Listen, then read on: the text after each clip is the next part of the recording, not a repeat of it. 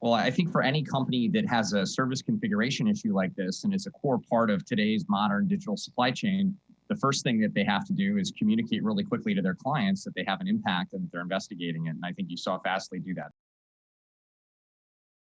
This isn't a new thing. It's not even unique to the internet. This is what happens when humans run really big pieces of technology for lots of others. And we just need to be aware of this as we continue to build more dependence.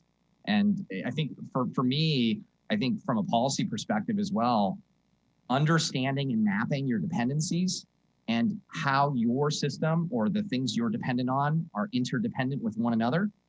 CDN networks, your communications providers, your DNS providers, these are core pieces that everybody's got a very complicated and complex web of relationships for. And that's exactly why you saw such a significant outage from such a small local event. That's not going away. It's going to get worse.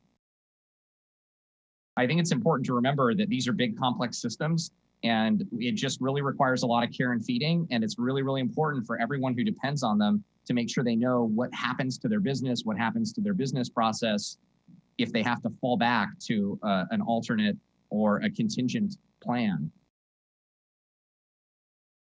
Well, I think it's important to understand that the internet is actually designed to be quite robust, but it has core services. And some of the core services on the internet include things like content delivery networks like Fastly. We also have core services like domain name services, and you have things like the border gateway protocol, which is really what connects all of the different telecommunications providers around the world. So if there are core attacks or misconfigurations and human errors in any of those systems, you can have pretty widespread outages that stem from them.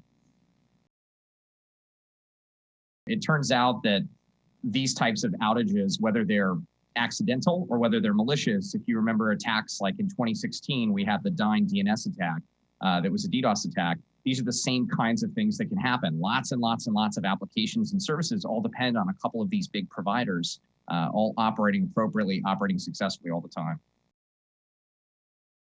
What we really want from security and we want from IT providers is reliability. Security programs, IT programs are supposed to be boring. And if you think about security as being a subset of reliably operating so you can always depend on it, that's really what we're looking for. And that's exactly what a Fastly or these other providers are trying to operate around.